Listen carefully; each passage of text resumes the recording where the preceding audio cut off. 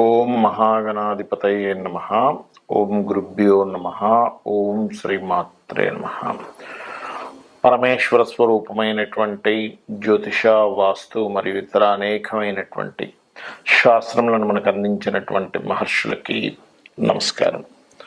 హయగ్రీవ హయగ్రీవ హయగ్రీవేతి యోపదేత్ తస్య నిస్సరతే వాణి జహ్నుకన్యా ప్రవాహవత్.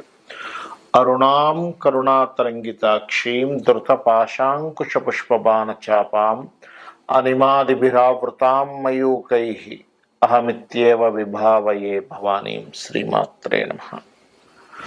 ప్రేక్షకులకి ఆ లలితాంబిక అమ్మవారి యొక్క అనుగ్రహం పరిపూర్ణంగా కలగాలని మనస్ఫూర్తిగా కోరుకుంటూ ఈరోజు నేను మీకు చెప్పబోయేటువంటి టాపిక్ ఏమిటి అంటే, చాలామంది నన్ను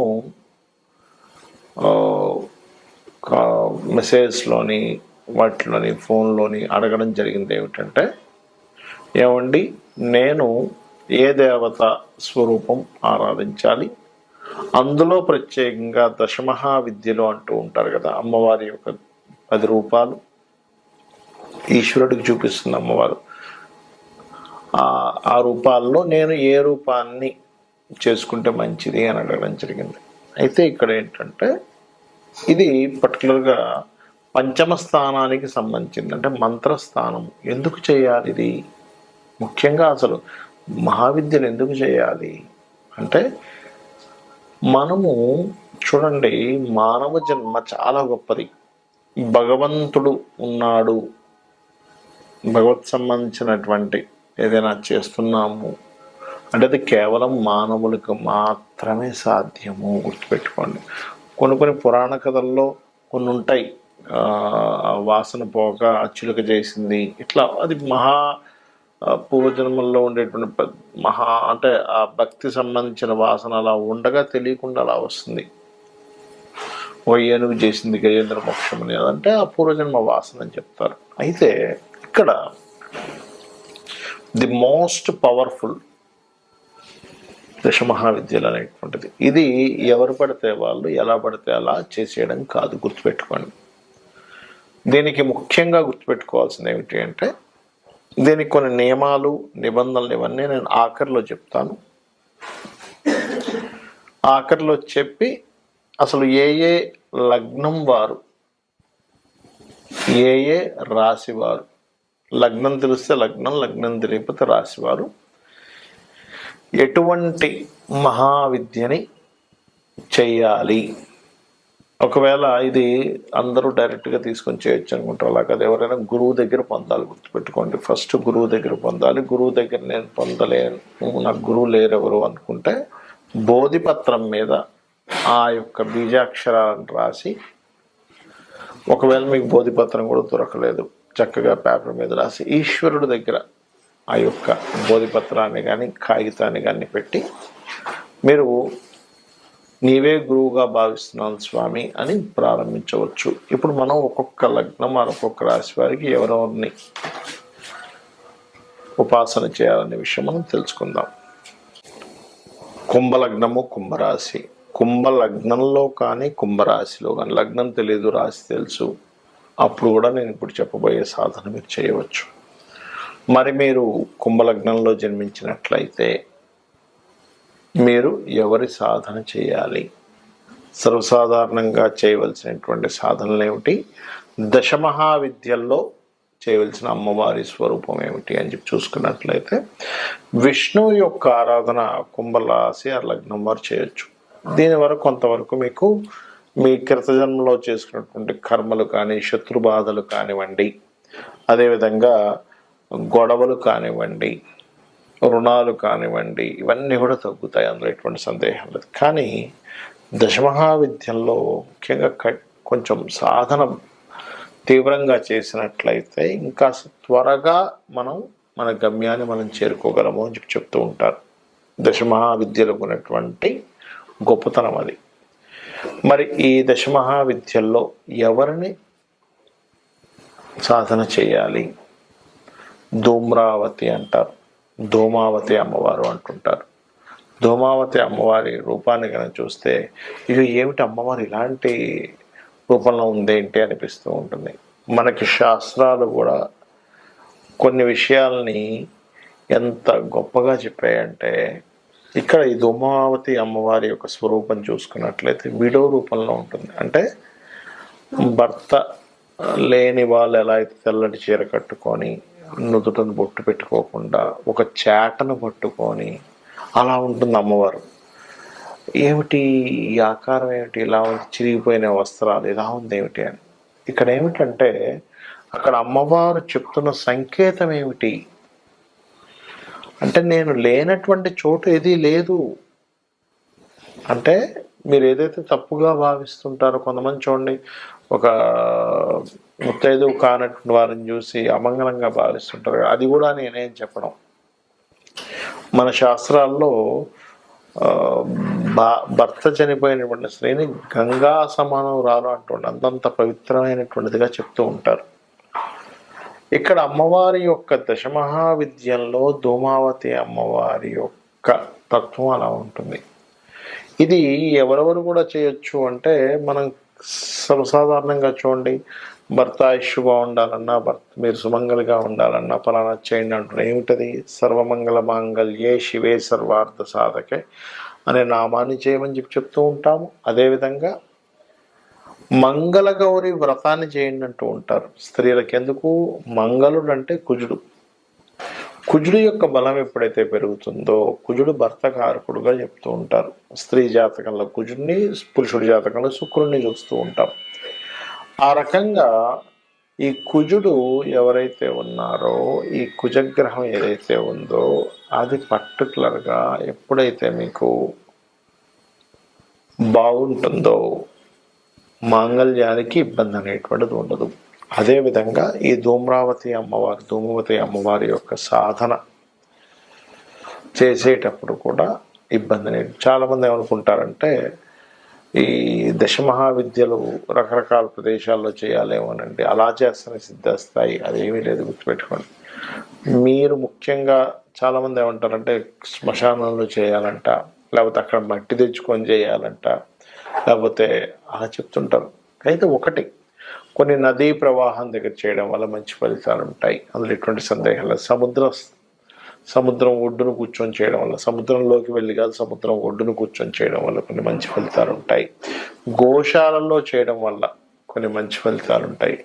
క్షేత్రాల్లో కొన్ని, ఇప్పుడు మనకి చూడండి, మనకి గోకర్ణం ఉంది.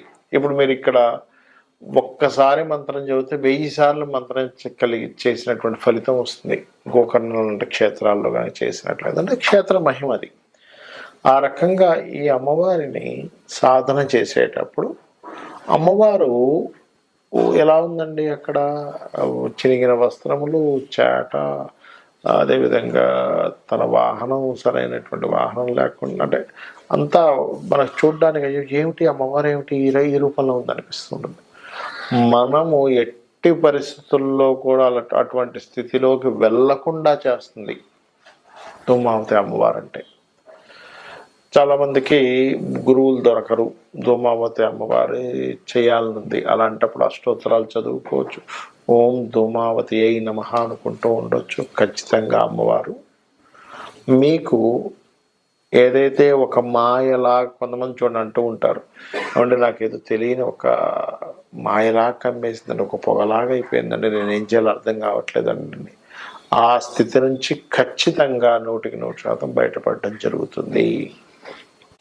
మీరు ఈ దశమహావిద్యలు చేసేటప్పుడు ముఖ్యంగా మీరు గుర్తుపెట్టుకోవాల్సిన పాయింట్ నెంబర్ 1 ఏంటంటే, ఈ విద్య తీసుకుందామని అనుకున్నప్పుడు ముందుగా మీలో మీరు మార్చుకోవాల్సింది కోపాన్ని తగ్గించుకోవాలి.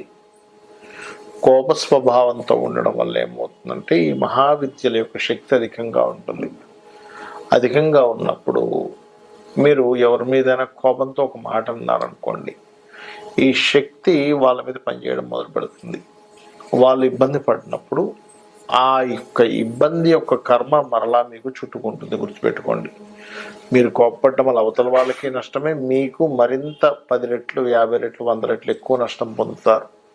కాబట్టి ముందుగా మీరు కోపం అంటే ఏమిటి, అసలు నేను దేని గురించి కోపపడుతున్నాను, మన కోపం ఎందుకు వస్తుంది అంటే, మనం అనుకున్నది వాళ్ళు చేయకపోయినా, మనం అనుకున్నది మనం చేయలేకపోతున్నా, మనకి ఇష్టం లేనట్టుగా అవతల వాళ్ళు ప్రవర్తిస్తున్నా వస్తుంది. అలా ప్రవర్తించకూడదని కానీ, అవతల వాళ్ళు కంప్లీట్గా మెచ్యూర్డ్గా ఉండాలని కానీ ఈ రూల్ ఏం లేదు కదా అనేది మనం అర్థం చేసుకోవాలి. ఒకటి.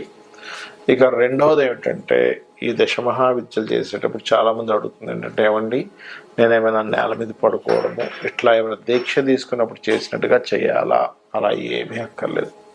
చక్కగా మీరు నిత్యం మీరు చేసేటువంటి పనులు సాంసారికమైనటువంటి జీవితంలో ఉన్నట్లయితే సాంసారిక జీవితం చేసుకుంటూ కూడా చేయొచ్చు. దీక్ష తీసుకోవడం వేరు. 40 రోజులు మండలం పాటు దీక్ష తీసుకొని కఠోరంగా చేస్తారు కొంతమంది, రాత్రి పగలు అదే పనిగా చేస్తారు. అలాంటప్పుడు మాత్రం నేల మీద నిద్రించడము, మాంసాహారం తీసుకోకపోవడము, అదేవిధంగా ముఖ్యంగా కొన్ని బ్రహ్మచర్యాలు పాటించడం, ఉదయం సాయంత్రం నిత్య పూజ చేయడము, ఇట్లా ఎలా అయితే మనం అయ్యప్ప స్వామి దీక్షకి లేకపోతే అమ్మవారి దీక్షలకి ఆంజనేయ స్వామి దీక్షలకి ఎలా చేస్తామో ఆ రకంగా చేయాలి. ఇక ముఖ్యంగా మూడో విషయం ఏమిటి అంటే, చాలామంది చేసే పెద్ద మిస్టేక్ 2 రోజులు చేస్తే 3 రోజులు మానేస్తారు. అసలు అది మీరు జీవితాంతం చేసిన సరే వృధాయి. ఏ మంత్రాన్నైనా సరే గబగబా వెళ్తారు, గురువు దగ్గర మంత్రం తీసేసుకుంటారు, నాకు పలానా చేసేయాలని ఉందండి తీసుకుంటారు. చక్కగా 2 రోజులు మహా అంటే బలంగా 10 రోజులు తర్వాత మర్చిపోతారు.